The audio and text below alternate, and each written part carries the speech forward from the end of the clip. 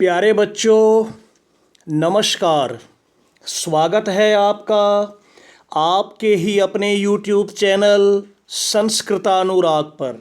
बच्चों, आज मैं JCERT द्वारा संचालित 7वीं कक्षा की संस्कृत की पाठ्य पुस्तक सुभाषिका द्वितीयो भाग के पंचमः पाठः लालन गीतम के MCQ प्रश्नों एवं उनके उत्तरों के साथ उपस्थित हूँ।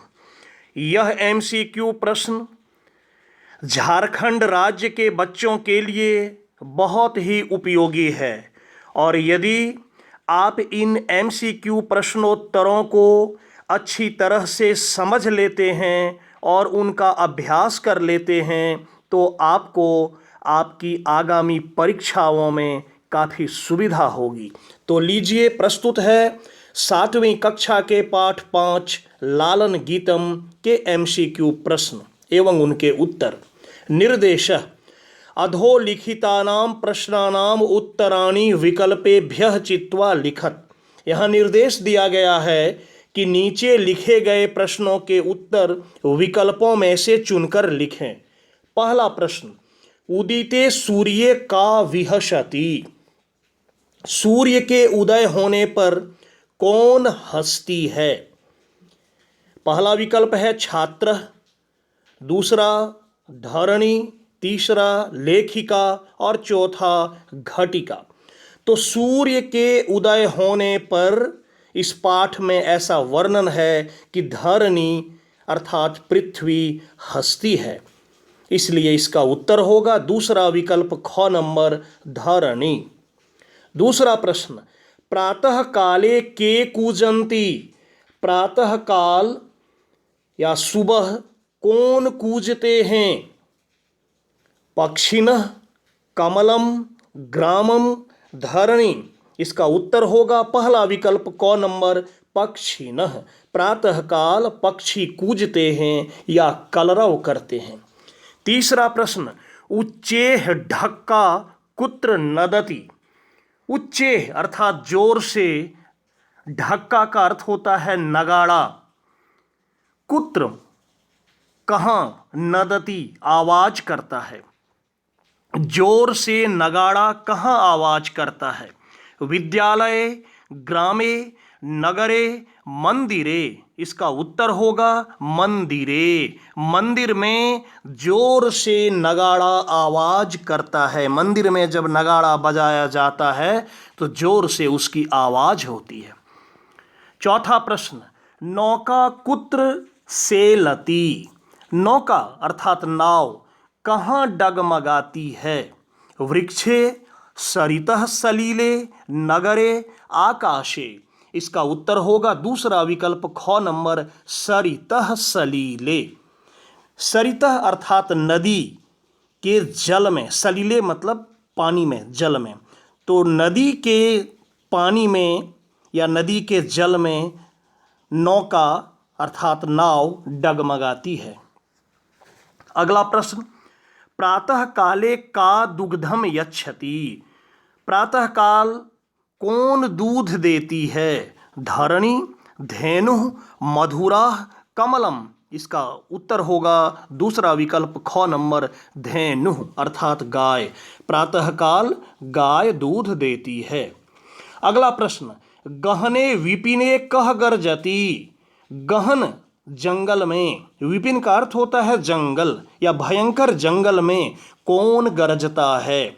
धेनु, गर्दभः, कुक्कुरः, व्याघ्र। इसका उत्तर होगा चौथा विकल्प घ नंबर व्याघ्र। घने जंगल में बाघ गरजता है। अगला प्रश्न, वन घासम कह खादती। वन घास, वन के घास को, जंगल के घास को कौन खाता है? सिंहः, हरिणः, कुक्कुरः, व्याघ्र। इसका उत्तर होगा दूसरा विकल्प ख नंबर हरिणः। अगला प्रश्न, पृष्ठे प्रचुरम भारम कह निवहति। पृष्ठे अर्थात पीठ पर, प्रचुरम भारम प्रचुर मात्रा में, भार अर्थात बोझ कौन ढोता है? उष्ट्रः, हरिणः, कुक्कुरः, व्याघ्रः। इसका उत्तर होगा पहला विकल्प क नंबर उष्ट्रः। अगला प्रश्न, कः क्षिप्रम धावती, कौन तेज दौड़ता है? धेनुः, उष्ट्रः, कुक्कुरः, घोटकराजः। इसका उत्तर होगा चौथा विकल्प घ नंबर घोटकराजः अर्थात घोड़ा। अगला प्रश्न, करतालम कृत्वा थै कह नृत्यति। करतालम, करताल कहते हैं ताली बजाकर, थै कह नृत्यति, ताली बजाकर कौन थै करके नाचता है?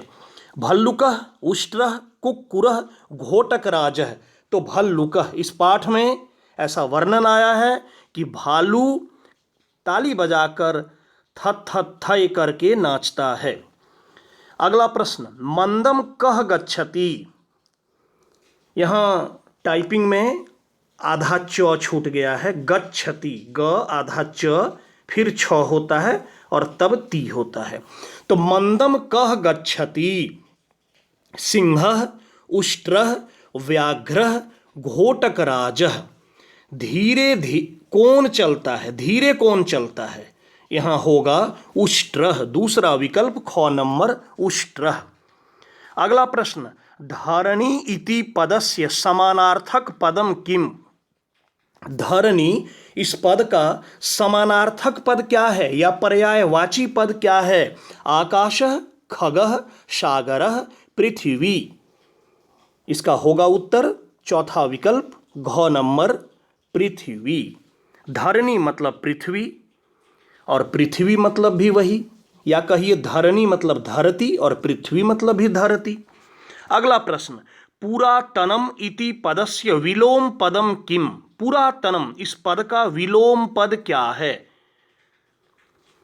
देखिए, पर्याप्तम, नूतनम, स्निग्धम, पुरानम।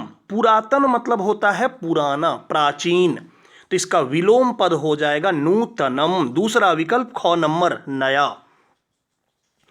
अगला प्रश्न, विपिने इति पदे का विभक्ति प्रयुक्ता। विपिने, इस पद में कौन सी विभक्ति प्रयुक्त हुई है?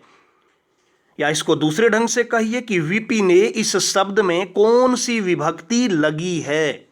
चतुर्थी, पंचमी, षष्ठी, सप्तमी। इसका उत्तर होगा चौथा विकल्प घ नंबर सप्तमी। और इस पाठ का अंतिम प्रश्न, 15वां प्रश्न, भल्लुकः इति शब्दस्य तृतीया एक वचने किम रूपम भविष्यति। भल्लुकः, इस शब्द का तृतीया एक वचन में क्या रूप होगा? भल्लुकम, भल्लुकेन, भल्लुकाय, भल्लुकात। इसका उत्तर होगा दूसरा विकल्प ख नंबर भल्लुकेन। प्यारे बच्चों, यदि आप चाहें तो इन एमसीक्यू प्रश्नों को कॉपी में लिख लें और लिखकर आप अभ्यास कर सकते हैं। आप अपनी परीक्षा खुद दे सकते हैं, आप अपनी जांच खुद कर सकते हैं। और आपके मूल्यांकन के लिए मैं अलग से नीचे में उत्तर दे रखा हूं, इससे आप मिलान भी कर लेंगे कि आपने कितने उत्तरों को सही किया, और इस तरह से आपकी परीक्षा की तैयारी भी काफ़ी अच्छी हो जाएगी।